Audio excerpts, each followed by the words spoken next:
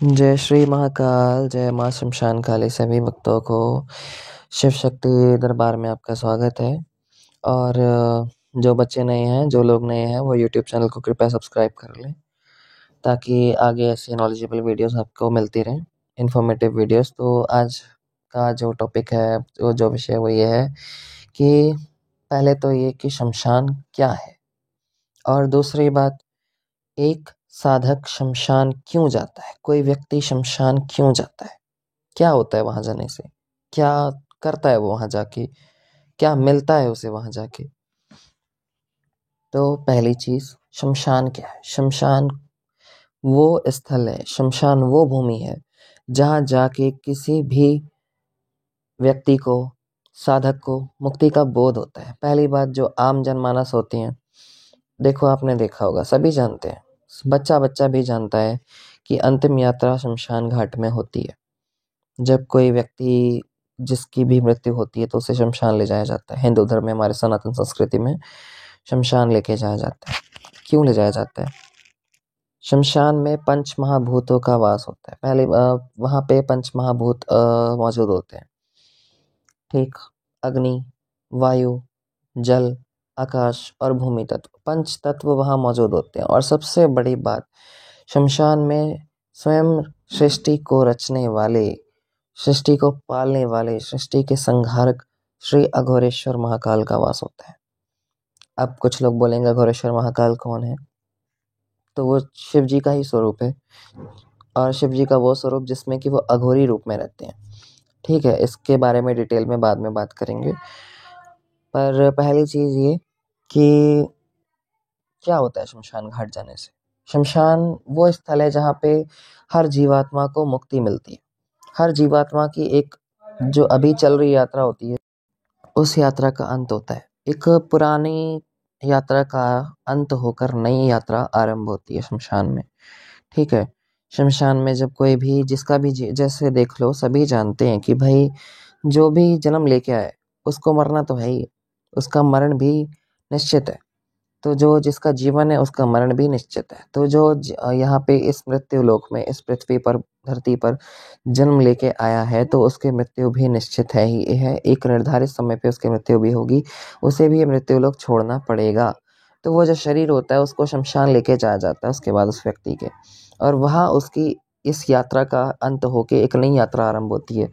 वो किस जन्म में जाएगा, वो किस योनि में जाएगा, वो कहाँ जाएगा, वो कब जाएगा, कैसे जाएगा, क्या होगा उसके साथ आगे, वो सब जाके शमशान में तय होता है। लोग बोलते हैं कि जो जन्म होता है वो माँ के गर्भ से होता है। सच्चाई जानते हो कि जन्म कहाँ से होता है? जन्म शमशान से होता है। जन्म शमशान से होता है। अब पूछोगे कैसे? तो भाई, जब कोई व्यक्ति, किसी की मृत्यु हो रही है, तो उसकी जब आत्मा को वहाँ शांति मिलेगी, उसका अंतिम संस्कार किया जाएगा, कर्मकांड किया जाएगा, तो वो वहाँ से, उसके बाद शुरुआत होगी उसकी, फिर वो अगली यात्रा में जाएगा। तो वहां से उसका जन्म वहां से तय होता है कि कहाँ उसको जाना है। तो उसका जन्म एक तरह से उसका अगला जन्म वहां से होता है, और अंत भी वहीं पर होता है। वहीं से शुरुआत है, वहीं पर अंत है। तो क्यों डरते हो फिर शमशान जाने से? सच्चाई है कि शमशान में हर कोई नहीं जा सकता, लेकिन एक साधक वहां जा सकता है, क्योंकि वो वहां से जुड़ जाता है, उस तत्व से जुड़ जाता है। उसके, वो भी हर साधक नहीं जा सकता। वो भी वही जा सकता है जो अघोर पंथ से हो, खौल मार्ग से हो, मतलब वाम मार्ग से, जो एक तरह से मान सकते हैं जो वाम मार्ग से लोग होते हैं वो जा सकते हैं। अघोर मार्ग वाले, वाम मार्ग वाले, शैव मार्ग वाले, शक्ति मार्ग वाले लोग, वो भी वैष्णव मार्ग वाले नहीं, तामसिक मार्ग वाले, वाम सात्विक लोग भी जाते हैं, लेकिन वैष्णव मार्ग वाले नहीं जाते, क्योंकि माँ वैष्णव को तो शमशान में पूजने की जरूरत ही नहीं होती। जो सात्विक लोग होते हैं वो भी वो जाते हैं जो माँ काली की पूजा करते हैं सात्विक स्वरूप में, वो भी वहां जाते हैं। सात्विक पूजा भी शमशान घाट में होती है, पर वो दिन के समय होती है। और तामसिक पूजा, वो तो खैर पता ही है सबको, रात में वहां पे तांत्रिक पूजा करते ही करते हैं। राजस्व, राजसिक पूजा, वो भी शमशान में होती ही होती है।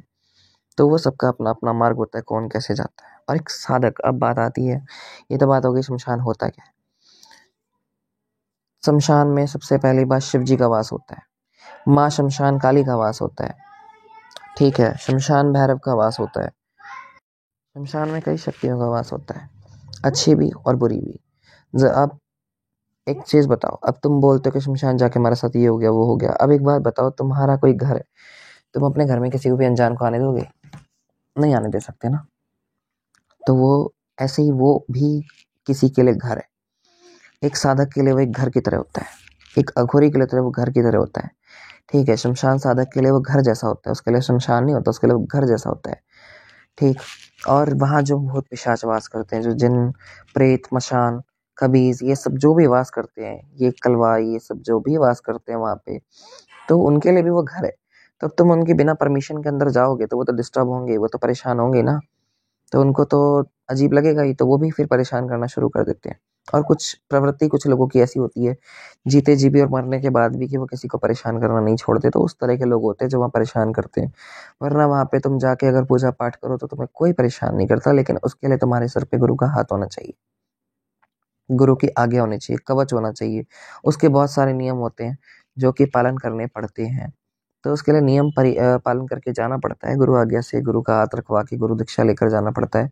अपना अभिषेक, क्या बोलते हैं, जो भी गुरु के द्वारा मंत्र मिलते हैं, आसन बंधन, कीलन, ये सब, शरीर बंधन मंत्र, ये सब मिलता है। सब कुछ एक एक नियम बताया जाता है गुरु के द्वारा, तब जाया जाता है। अब बात आती है शमशान में साधक क्यों जाता है। तो शमशान में साधक इसलिए जाता है कि भाई उसको वहां जाके मुक्ति का बोध होता है, जहाँ पे स्वयं शिव जी का वास है, जो कि सबको तारने वाले, सबको मोक्ष प्रदान करने वाले, मुक्ति प्रदान करने वाले स्वयं माँ शमशान काली का वास है, जो कि सृष्टि के अंत में भी होती है, सृष्टि के आरंभ में भी होती है। तो वहाँ उसको मुक्ति का बोध कैसे नहीं होगा? वहाँ परम शांति मिलती है साधक को, इतनी शांति जो कि संसार में उसे कहीं नहीं मिल सकती। तुम कहीं भी जाओगे, तुम्हें कुछ ना कुछ, कोई ना कोई मिल ही जाएगा। तुम्हें गाड़ियों की आवाज़ मिलेगी, तुम्हें लोग चलते मिलेंगे। अभी तुम मेट्रो सिटीज़ में जाके देखो, तुम्हें रात में भी चलते फिरते लोग मिलेंगे। पर शमशान एक ऐसी जगह है जहाँ कोई किसी को परेशान नहीं करता बेवजह। ठीक। अब आजकल तो ट्रेंड बना पड़ा है कि मतलब बच्चे बच्चे भी शमशान जाके घूम रहे हैं, तो बेटा वो चीज़ तो नुकसान देने वाली होती है। गुरु के सानिध्य में जाओ, इतनी आसानी नहीं होती शमशान जाना, इतना आसान नहीं होता। किसी को अगर जाना भी है तो गुरु के सानिध्य में जाए, तब जाके वहाँ पूजा पाठ करे। लेकिन शौक जो चढ़ा हुआ है ना लोगों को, हमें शमशान साधना करनी है, तो देखो दूर रहो। हर किसी के लिए शमशान नहीं बना है, आम जनमानस के लिए शमशान इस तरह नहीं है कि वहाँ जाके घूम फिर के आ गए। आजकल तो वहाँ भी फोटो शूट करने लगे हैं लोग। तो वो नियम होते हैं, नियमों के साथ जाओगे तो तुम्हें कोई कुछ नहीं बोलेगा, लेकिन बेवजह जाओगे तो वहाँ की शक्तियाँ भी परेशान करेंगी ही करेंगी। पर साधक जाता है तो साधक को वहाँ मुक्ति का बोध होता है, साधक वहाँ अपनी पूजा पाठ के लिए जाता है, साधक वहाँ की शक्तियों को जागृत करने जाता है, जो कि वहाँ पे उनकी इष्ट है। जैसे किसी की माँ शमशान काली होती हैं, किसी की शिव जी होती हैं। अघोरियों को देख लो शैव मार्ग से, तो शिव जी होते हैं ज़्यादातर। माँ काली होती हैं, मशानियों को पूजने जाते हैं, कोई शक्ति का भोग देने जाना है वो करने जाता है। साधक के तो खैर अलग अलग कार्य होते हैं, जन कल्याण के लिए भी साधक शमशान जाता है, जनमानस के काम के लिए भी, संगत के काम के लिए भी शमशान में जाना पड़ता है। जरूरी नहीं है हर कोई जाए, जिसका जैसा काम उसके अनुसार होता है। लेकिन वहाँ सबसे बड़ी चीज़ ये होती है कि हम संसारिकता भूल जाते हैं, वहाँ मोह माया छूट जाती है। वहाँ जाके हमें किसी भी चीज़ की कोई कमी महसूस नहीं होती, ना पैसे की, ना किसी काम वासना की हमें ज़रूरत होती, किसी चीज़ की हमें ज़रूरत नहीं होती। काम, क्रोध, मद, लोभ, मोह, ईर्ष्या, ये सब वहाँ जाके खत्म हो जाता है, नष्ट हो जाता है सब कुछ। वहाँ हमें एक नए जीवन का एहसास होता है, हमें लगता है हम संसार से बिल्कुल अलग हो गए। हमें अपनी परेशानियाँ याद नहीं आती वहाँ जाके, ऐसा लगता ही नहीं है कि वहाँ पे किसी चीज़ की कमी है। वो जो जलती मतलब चिताएँ होती हैं, वहाँ उन्हें देख के हमें ये महसूस होता है कि एक दिन हमें भी यहीं आना है। तो फिर चिंता किस बात की? अंत सबका यहीं होना है, चाहे कितने ही पैसे हो, कितना ही अमीर हो, कितना ही गरीब हो, कैसा ही हो, कितना ही अच्छा हो, कितना ही बुरा हो, जलती चिताएँ ये जो दिख रही है, आखिर हमारा भी एक दिन ऐसा ही आना है। दूसरी चीज़, वहाँ जो जलती हुई एक चिताओं का तो बताया, उसके बाद जो वो बहता हुआ पानी होता है, बहती गंगा का जो जल होता है, वो इतना शांत और शीतल होता है, मन को इतना, जब वो जिस तरह वो प्रवाह होता है, उसी तरह हमारे जो मन के विचार होते हैं वो भी जल के साथ साथ प्रवाह हो जाते हैं। वो बिल्कुल खत्म हो जाते हैं, शून्य हो जाता है हमारा मन वहाँ जाके। वहाँ की जो एकाग्रता, वो जो शांति होती है, वो देखकर हमारा मन भी उसी तरह शून्य हो जाता है। इसलिए जो खुला आसमान वहाँ होता है, उससे हमें एक खुला खुला महसूस होता है कि हाँ, कोई नहीं हमें बांधने वाला, कोई बंधन नहीं है, कोई कुछ नहीं है ऐसा हमारे आसपास। ये फील होता है, हमें ऐसा महसूस होता है, हमें प्रतीत होता है। समझे? इसलिए जाता है शमशान साधक। जो वहाँ की भूमि होती है ना, वहाँ जाके हमें ऐसा प्रतीत होता है कि हमें किसी बिस्तर की, किसी बेड की, किसी सोफे की, किसी चीज़ की ज़रूरत नहीं है, किसी सिंहासन की ज़रूरत नहीं है। क्योंकि वो जो भूमि को जब हम स्पर्श करते हैं, वहाँ जाके बैठते हैं ना, तो हमें बोध होता है उस चीज़ का कि आखिर आए हम ज़मीन पर ही हैं। भले ही हम किसी चीज़ पर बैठ जाएँ, अंत हमारा उस ज़मीन पर ही होना है। उस मिट्टी में ही जाके हमें मिल जाना है। तो हमें वहाँ पे अपनी ये याद आता है कि हमें किसी भी चीज़ का लोभ नहीं करना चाहिए। आखिर बैठना उसी ज़मीन पे है और उस भूमि से पावन कोई जगह नहीं है। ये होता है। तो आज के लिए बस इतना। जो भी लोग नए हैं, जो भी बच्चे नए हैं, चैनल को सब्सक्राइब कर लो, शेयर करो, लाइक करो वीडियो को और अपना प्यार बनाए रखो बस। अभी मैंने चैनल बस स्टार्ट किया है, पहली वीडियो लॉन्ग वीडियो है ये।